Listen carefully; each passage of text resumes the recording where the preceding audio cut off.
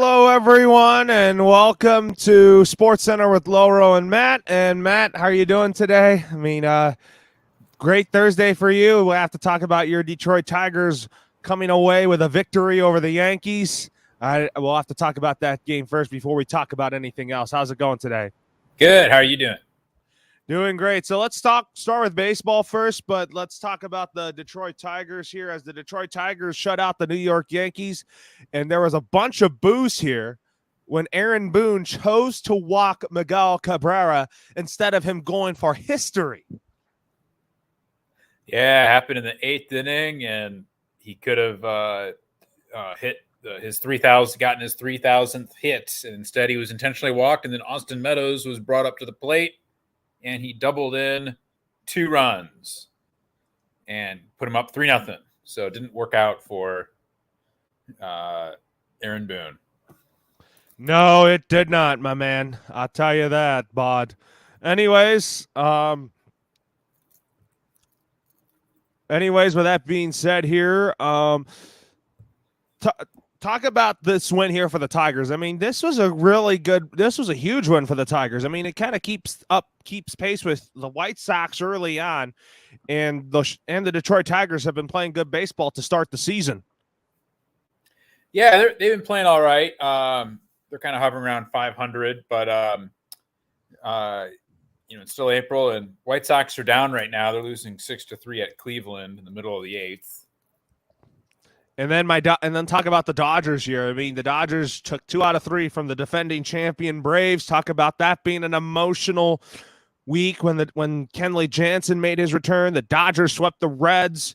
I mean, since that Colorado series whatsoever, the Dodgers have been playing great baseball as of late. Yeah, they've come out of the gates swinging and pitching really well. They look like the team to beat this year. Yes, they look like it, but they have a big series this weekend against the San Diego Padres. Both 9-win teams are going head-to-head, and I'll tell you, you got Julio Urias tomorrow against Nick Martinez, Tyler Anderson versus Yu Darvish, and Clayton Kershaw going up against Sean Manaea. All right. So, do you think you could see the Dodgers sweeping the Padres here? Well, I think it's going to be tough. I will say that the NL West, that's a tough division right now. Dodgers are 9-3, Rockies are 8-4, Padres are 9-5, and the Giants are 8-5, and the Diamondbacks are 4-8. So that's a tough division right there. So I don't think they'll sweep the Padres.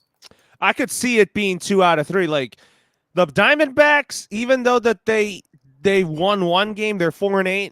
You know that this is a lost season for the Diamondbacks. Yeah, it's going to be a very long season for them for sure. And then as for the Rockies, you even though that the Rockies are 8-4, you think that they're an early surprise, but are they really pretenders? Yeah, I don't see them as they're not going to be hanging around there at the end. No, you're right. I mean, they're off to a good start, but I'm not going to overreact to them just because of how good of a start they're on. Their bullpen's great to begin the season, but like you said, they're not going to be hanging around with the Padres or the Giants. I mean, I think they're going to be better than Arizona. I think they are, but I just think that Colorado's, to me, they're an 80-win team at most. Yeah. So I think they'll finish 80 and 82 at the end of the season. They're going to be 2 games below 500. Even though that they got Chris Bryant, who I think is a great addition, I just think that Chris Bryant is not enough for the Rockies right now. Yeah, I don't think so either. And the Rangers and Reds look really bad. Rangers are 2-9 and the Reds are 2-11. Who's more of the bigger disappointment, the Rangers or the Reds? Oh, the Rangers. I mean, the Reds were expected to be bad this year once management traded away players. And so the Rangers, though, I think they need to step it up here. The Rangers, if you look at the Rangers, they spent a lot of money this offseason. They got guys like Marcus Semien and Corey Seager. John Gray's great for the rotation. But you know what I think what's missing for the Rangers is they need a couple of bullpen pieces and pieces in the rotation. Yeah. So the Rangers, people were thinking that they were going to be a surprise team this year just because of the shopping spree they went on to get Corey Seager, Cole Calhoun, Marcus Semien. I think those are great pickups, but still the Rangers are really bad. Yeah, I agree. But we talk about the Angels being 8-5. I mean, that was kind of our call to win the American League West. Houston is 6-6. Shohei Ohtani last night pitched a near perfect game. Yeah, that was a great one. He's on my fantasy team, so I was happy to see that. And then the Mariners are 7-5. Who would have thought the A's would be 7-6? A lot of people were saying that the Oakland A's would be a 100 loss team.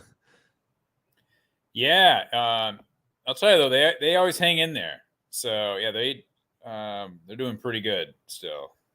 I just think the American League West as a whole is going to be really, really tough. I think you're going to see 4 winning teams at the end of the season. I mean, Houston is 6-6. They're without Altuve right now. Jeremy Pena, I think, is going to live up to the hype. I just think that the Houston Astros are still a great team, but are they going to win the division? I don't see it. Right. So my biggest disappointment to begin the season is the Rangers, because look, you spent a lot of money on Corey Seager and Marcus Semien and Cole Calhoun to kind of help build the lineup that's gonna sell out tickets at the new stadium, but their start is horrendous. It is. Yep.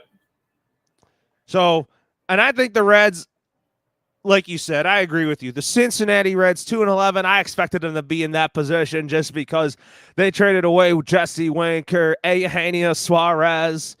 I mean, Tommy Pham is okay, but Joey Votto, I felt bad for. I think he's a phenomenal player, and he has to yet again be a part of another rebuild. Yeah. So, talk about the American League East. I mean, it's all bunched up together. I think that, like I said, Toronto's good. New York 7-6. They got shut out. Tampa Bay is good, and then Boston 6-6 with Baltimore 4-8. And then the Yankees recently lost a series with the Orioles, which is not good. Yep. I agree. So, anyways, with that being said here, Matt, what's your thoughts on who do you think's hot seat is more hotter? Is it Joe Girardi or Aaron Boone? Yeah, that's close to what I'd say. Aaron Boone, just because it's the Yankees, but yeah, they're both kind of on the hot seat right now. What do you think? Was that? What do you think? Is it Joe Judge or Joe Girardi or Aaron Boone? To me, it's too early to speculate. I mean, I think that if you look at it, I think that the Phillies, they're 5-8. They just salvaged one game of the series in Colorado. I think the lineup will be fine. I just think that 5-8, that's not a good start. They should have not lost the series to the Miami Marlins, though, early on. But yeah, I still think the Phillies will be fine. But I just think that they need to start hitting as a whole. Their lineup's great on paper, but sometimes good pitching really gets to them. And if you think about the Dodgers pitching against the Phillies here, I think that's what you'll see. Uh-huh. So, anyways, now that being said here, let's talk some basketball here. So, we haven't had a chance to talk about this, but the Lakers, you were right. They fired head coach Frank Vogel after 3 seasons. We thank Frank Vogel for what he's done for the Lakers for his 3 years of service. But like Rob Pelinka said, it's time for a leadership change. And what is your thoughts on this? What is your thoughts on this move as a whole for the Lakers to move on from Frank Vogel? It was needed. They couldn't keep the team together with Frank Vogel at the helm anymore. Didn't look like he had much of a relationship with Russell Westbrook. So it's not Vogel's fault. I think that a lot of moves were made in the offseason, which he just had to accept and try to work with them, but it's not the team he would have preferred. So it'll be a good move for both of them. Vogel can move on, and and the Lakers can find a new coach to help guide the team. Yes, absolutely. Absolutely. I think that you got to look at, like, Frank Vogel's a good coach. I mean, he's going to be a good head coach wherever he lands up. But I just think that the players just gave up on Frank Vogel. Yeah, I think so too. So, anyways, who do you think's the next Laker coach? Let's make that prediction. My pick is Mark Jackson, the former Warriors coach and current analyst on the NBA on ESPN. All right. I'm going to go with Quinn Snyder. And why do you choose Quinn? Why is your choice Quinn Snyder? I think he's the best basketball mind out there. I think he'll bring a good voice to the locker room. He kind of looks done in Utah. I just feel like Utah is never it's not a team that's going to attract free agents, so they always have to draft really well, and make sure and also look for foreign players, and so I think it's tough to recruit free agents there, which ultimately is what Utah needs to get him over the top. So he will have to. I think he'll be looking to move on, and I think the Lakers will be interested in him. Yeah, I think that the Lakers definitely need to move on. The Lakers definitely need to move on from Frank Vogel because, I mean, I think that if you look at it, I think that, like you said, Quinn Snyder, I remember when he was a Laker assistant under Mike Brown, and if he was the Lakers head coach, if he gets chosen to be the next head coach of the Lakers, I think that he would be he would be good for the Lakers. And do you think that LeBron James would listen to Quinn Snyder? Because that's going to be my main focus and concern about if whoever the new head coach is, will LeBron listen to that new head coach? Yeah, I think he'd listen to. I think LeBron will want to work with this next head coach, thinking that this is his last chance to win a title. Yeah, I mean, I think that it is the Lakers' window's probably closing after next year, though. And if they don't win next year, I think that this is going to be I think the Lakers are going to probably tear down the roster and reset financially and build off with young talent. Uh-huh. Which I think that the Lakers need to build around young talent. I think if you look at today's NBA, you don't win an NBA championship with a super team. Yeah. Because look at the Warriors with KD and Boogie. They didn't win. Yeah, that's right. And then, anyways, from the Lakers, let's talk about the NBA playoffs. Devin Booker had a big hamstring injury, and he's going to be out for 3 to 4 weeks. Is it really a big deal for the Suns, or is it not a big deal for the Suns? It's a big deal. Those are tough injuries to come back from. And I think the other issue is they've lost. They're now 1-1 with New Orleans, so they've lost home court, and Booker being gone for 3 weeks, that puts him beyond the Pelicans series more than likely. So that's a tough loss for them. Very tough loss. But do you think that, with that being said, are the Suns done in your opinion? No, I think they can still hang in there. Because that's going to be speculation right there. Because if Devin Booker is out for the remainder of the playoffs, then I think they're done. But yeah. Do I think Devin Booker will be back at some point in the playoffs? Absolutely. But do I think that the Suns can hang in there? Yes, as long as you have Chris Paul healthy. If you don't have a healthy Chris Paul or Devin Booker, then the Suns are done. Yeah, I agree.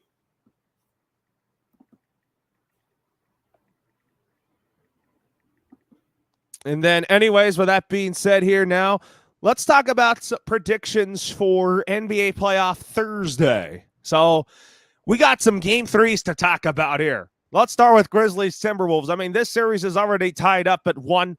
Game 1 belonged to Minnesota. Game 2 belonged to Memphis. Who takes game 3 tonight? I'm actually going with, this is a tough one. I'm going to go Minnesota here because since it's at home, I predicted Grizzlies in 7. I'm going to go with the Grizzlies. I think they bounced back. I think they got caught a little off guard with that first game, but I think they're going to hold on and dominate the rest of the series. I say Grizzlies in 5 or 6.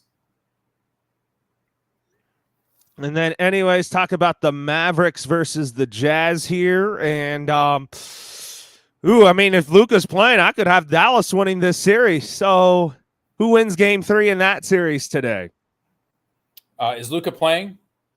I'm not sure if he's playing or not. Okay, I'm gonna say Utah gets the win. Yeah, Utah. This is kind of a.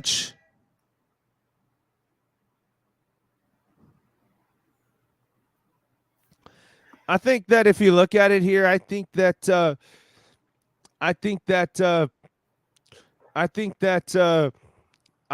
Utah could get this win here.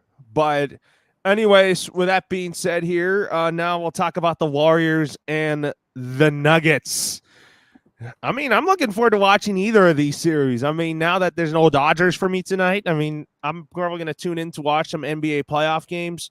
Mm-hmm. So I'm going to do an NBA playoff game at some point, but I'm not doing it right now because of MLB and NFL draft coverages. I'm going to wait till May to do more NBA playoff games. Oh, cool. On Colorcast. So who do I think is going to be who's going to win this game? I think it's going to be the Warriors.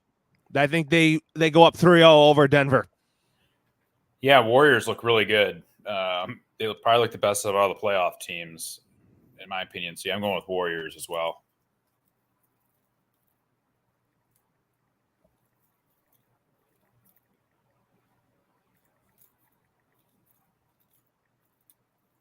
So anyways, with that being said here now, let's talk about the rest of our playoff predictions since we get to do that. So we'll take a look at the Western Conference bracket first. So I have Phoenix. I had them in a sweep, but I had them actually now in 5. So do you have Phoenix in 5 over the New Orleans Pelicans? Yeah, I have the Phoenix Suns winning tonight. No, I mean winning the series as a whole. Oh, yeah, I still have Phoenix winning. I can't be on the New Orleans train just yet. I think Phoenix wins it in 6.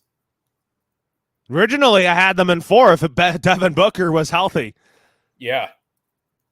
And then the 4-5 game between Dallas and Utah. Who I think should win this one. I have Dallas in 7. Oh, okay, yeah. Yeah, I have Phoenix and Dallas playing in the next round. Uh-huh. Me too. And then the Warriors and Nuggets, I have Golden State in a sweep or in 5 or 6. And they'll play? I have them playing Memphis. Memphis, okay. And what about you? Who do you have Golden State playing in the second round? I have them playing Memphis as well. Okay, so now let's talk about the Heat and the Hawks. Miami up 2-0. I could see Atlanta making it a series, but I'm going to say Miami in 7. Yeah, I'm going to say Miami in. I'm going to go with 6.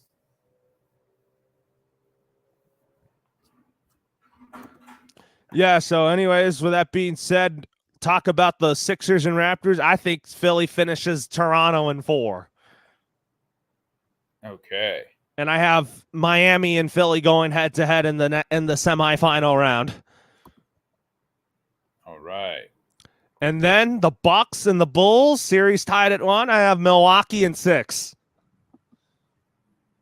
Yeah, this one got interesting after last night. Yeah, I'll have to go with Milwaukee in 7. Ooh. I think it's going to be a close one.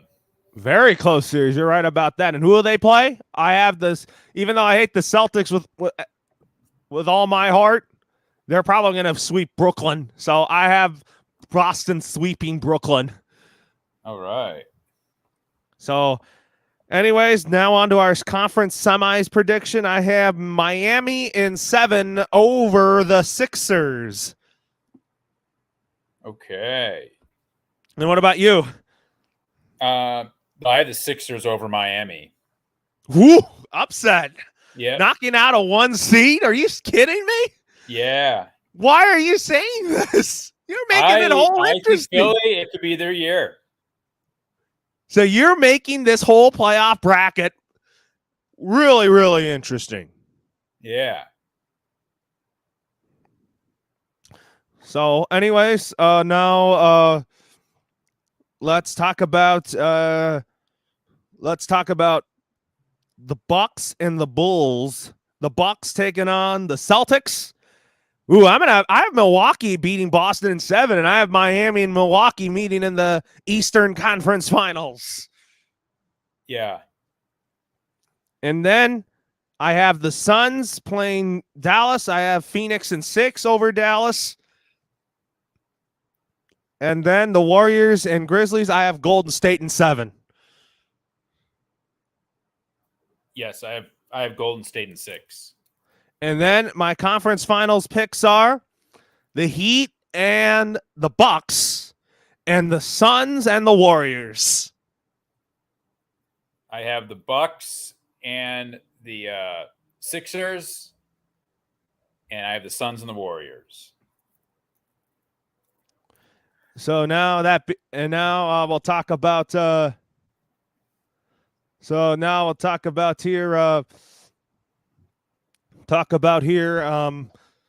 Who's going to go to the NBA Finals. I have the Miami Heat knocking out the defending champs in 7.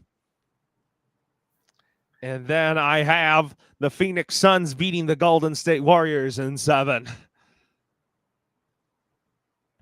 Ooh, yeah,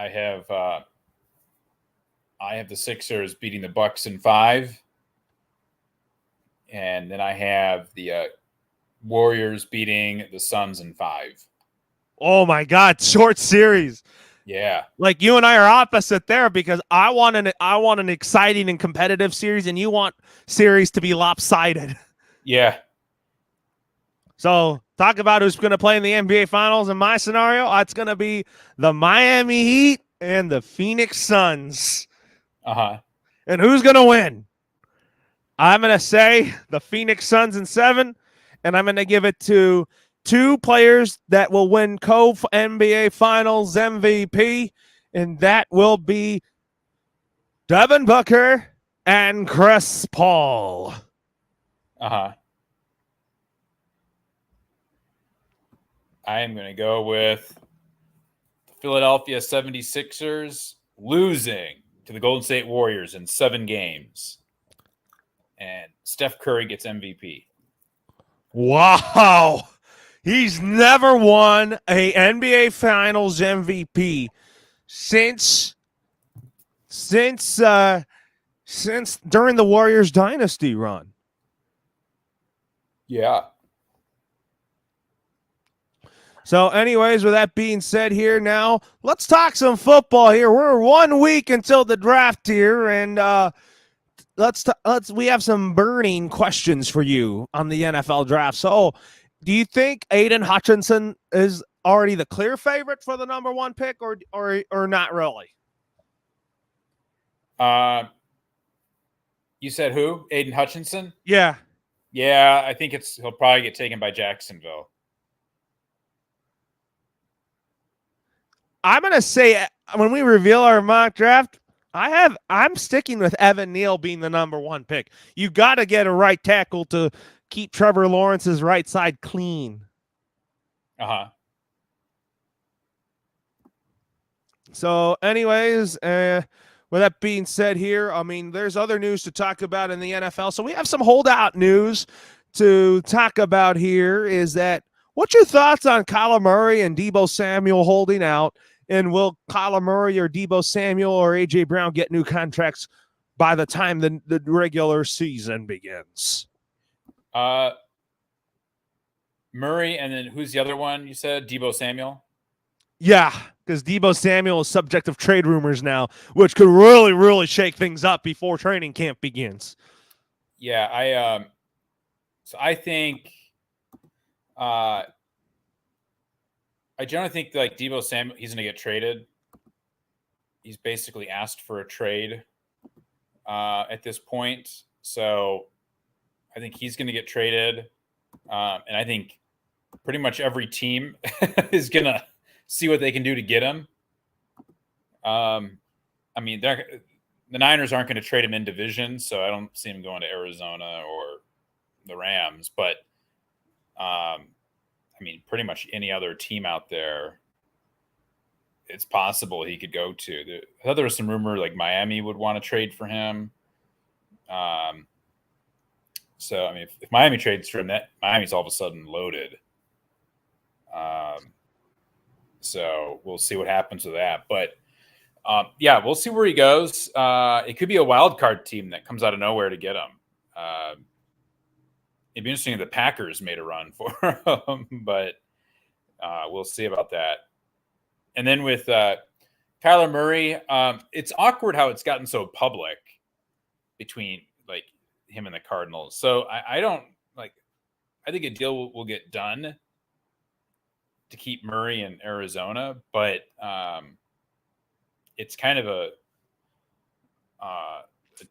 it's been a very awkward, I think, situation publicly for the Cardinals about this. So. It is. I mean, it is a very awkward situation here. But we have news to talk about here from the NFL is that the NFL is going to drop the schedule on May 12th. So don't forget, Matt and I will be doing an NFL schedule release special so that we can talk about what games to be looking forward to in the fall. And also look forward to when the Patriots play the Detroit Lions. And also talk about which new look team is going to be fun to watch, which schedule is going to be the easiest to the hardest. Yeah. So that's going to be a lot of fun. But I think that if you look at it, I think that I'm ready for a fun NFL season. And do you think which quarterback are you most excited to see in their new team, Matt Ryan or Russell Wilson? Oh, both. I guess Russell Wilson, because I just think he has a better team around him than Matt Ryan does, but I think both are going to be fun to watch. I mean, I think that the Colts are a stacked team. I mean, they have a great defense. I think their offense is still really good, and I think that they're going to find a way to win you ball games. They will. So, anyways, with that being said, here now. So do you think that when it comes to your Detroit Lions, besides getting a receiver, do you think getting a defensive end is a need for you guys? Yes, I think so. I think they'll probably go for a defensive end in the draft. And then also talk about your LA Chargers. Oh man. Am I excited to see what they're going to be all about next season? Yes. But do you think that the Chargers with pick 17, they should go with Drake London? They're the wide receiver from USC. Yeah, we'll see. His name's been mentioned for sure. They could try to get another. You got to give Justin – the reason why I say that, look, Keenan Allen's not getting any younger. Mike Williams is a number 2 receiver. You can move Keenan Allen to the slot, and Drake London would be a big deep threat for Justin Herbert.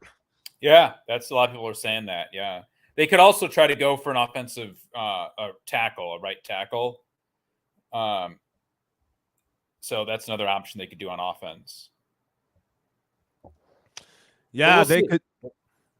Yeah, they could do that. I mean, I think that the Chargers, do you think that they will be better than they were last year when they were just so close to making it to the playoffs? If it weren't for that made field goal by Daniel Carlson of the Raiders. Yeah, I think they are better. I think the big question, though, is that is a tough division, and it's a tough conference. The AFC is very tough. Even if they miss the playoffs, I don't think Brandon Staley gets fired after that because the AFC is so competitive. Yeah, that's it'll be interesting to see what happens because they're kind of going all in. They've made some big signings this offseason. If they were to not make the playoffs, I think someone would have to go. It won't be Staley, and I hope it's neat. And I hope that Dean Spanos doesn't fire Tom Telesco because I think Tom Telesco is fantastic at drafting, scouting talent, and it would be a stinger if the Chargers let go of Tom Telesco. Yeah, you'll have to cross that bridge when you get to it if they don't make the playoffs, But the AFC, the AFC West is the toughest division in football, and the AFC conference is a lot tougher than the NFC. So you think the Chiefs still win the AFC West? Are you still going to favor them over Denver and Las Vegas and the Chargers? No, I think the Chiefs might not make the playoffs this year. Or you're going out on a limb with them? You can't. I'm not betting against Patrick Mahomes. I might with that AFC West with the Broncos and the Chargers and the Raiders making improvements. One of those teams is not going to make the playoffs. Some people have said well, maybe all 4 teams can make the playoffs. I don't know. They'd have to be really good out of division to all those teams to be really good out of division to make the playoffs. But I think the Chiefs are still good. They got Marquez Valdes-Scantling, Juju Smith-Schuster, and Travis Kelce's Patrick Mahomes' favorite target. I think, without Tyreek Hill, we'll have to see how that offense works out. Now, you still have Andy Reid. You still have Patrick Mahomes. And you have Mecole Hardman, who I think could have a big role in that offense. Right. You have Travis Kelce. Right. I mean, but they're I don't trust Mahomes all the time to be on the same page with the offense. And when he loses a weapon like Tyreek Hill, that's going to make things more difficult for him. So I think, last year the Chiefs stumbled early on, and they were able to pull it together because, they completely own the Raiders in both games. They just have a better team than them. They got the key win late in the season against the Chargers. They beat Denver both times. So they were able to get in and right the ship. But if the same thing happens this year, I don't know if they're going to have the time in the season to right the ship because so many teams have gotten better in division, but also in conference that the Chiefs have to play. So you're not favoring Kansas City. The Chiefs, remember, they have to play the number one. They have to play the Bills, the Bengals, outside the division. They have to play the Buccaneers. Oh, they have to play Brady. Yeah, so they're kind of getting those tougher games too. So that's the other caveat. They're getting the Bills. They're not getting the Patriots or the Jets or the Dolphins, right? They're getting the Bengals. They're not getting the Steelers or the Browns, right? They're getting the Buccaneers. They're not getting the Falcons or the Panthers, right? So their schedule will probably be tougher when we look at it, but if you look at it here, let's talk about some broadcasting media news in the NFL. So for Sunday Night Football now, Mike Tirico is now the full-time announcer for Sunday Night Football. He will work alongside Chris Collinsworth, and Melissa Stark will be roaming the sidelines because Al Michaels is with Kirk Herbstreit on Thursday Night Football. Tell me your thoughts on the new Sunday Night Football team on NBC. I've always been a fan of Mike Tirico since he was on Monday Night Football, and I really think that Mike Tirico was groomed to be the Sunday Night Football play-by-play announcer for NBC. Yeah, no, I think that'll be a good team there with Tirico and Collinsworth. It is. I'll miss Al and Chris together. Yeah. But talk about Kirk Herbstreit now doing the famous slide now with Al Michaels when Amazon kicks off its season. So are you excited?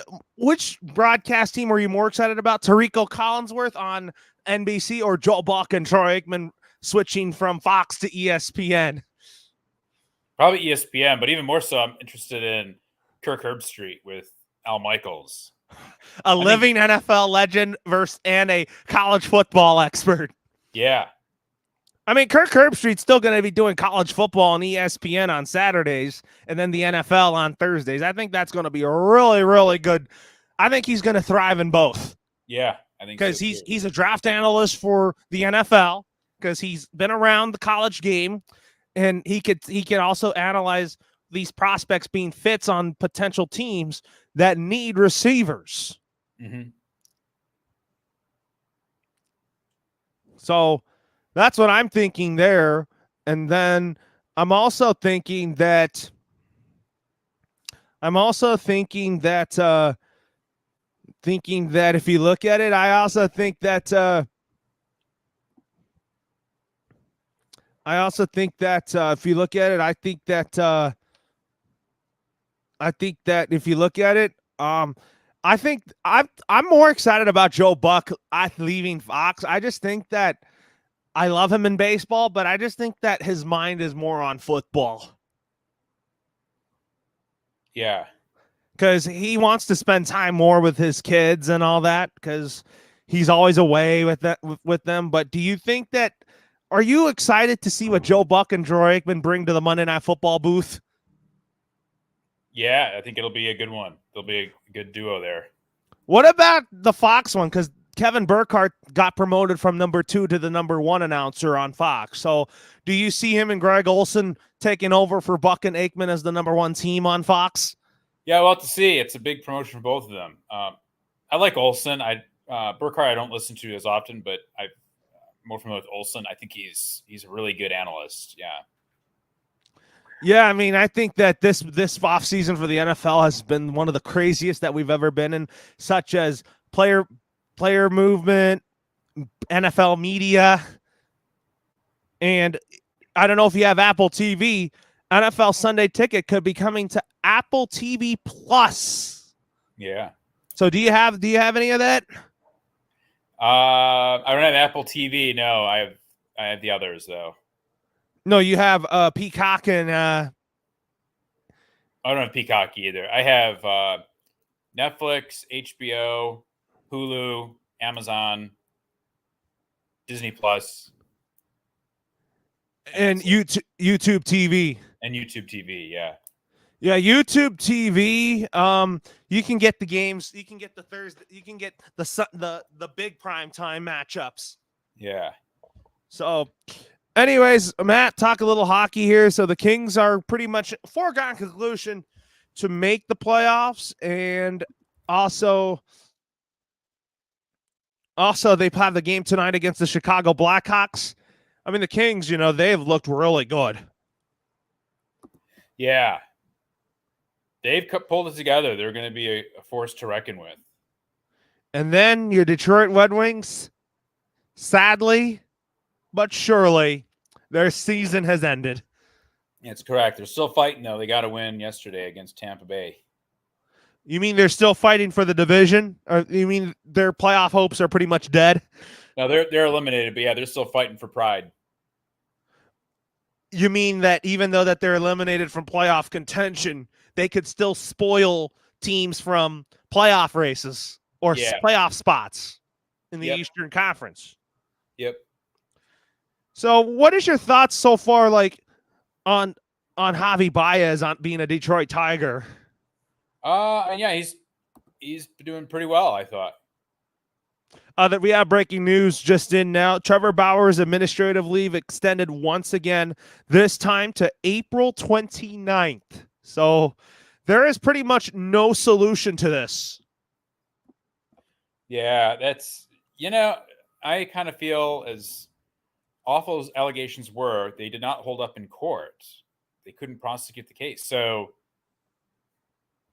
I don't know. I don't agree with just constantly, suspending the guy for what? The Dodgers are clearly afraid of backlash from various groups, even though the law has said there's not enough there to prosecute the case, and so it's an awkward situation.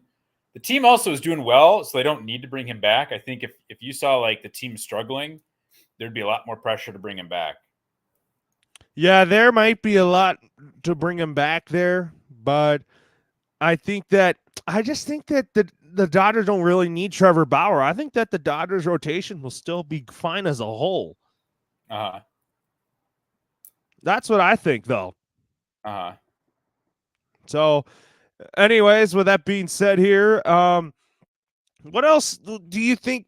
Do you think the Dodgers have a road trip with the Padres and the Diamondbacks? So I think the Dodgers take 2 out of 3 from San Diego. I think they win the first 2, and I think Game 3, I think they win both Friday and Sunday, and I think they lose Saturday.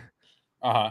That could happen. But because I'm looking at the pitching matchups, I mean, Yu Darvish is starting, and Yu Darvish is not off to a good start either way because his ERA is a lot higher.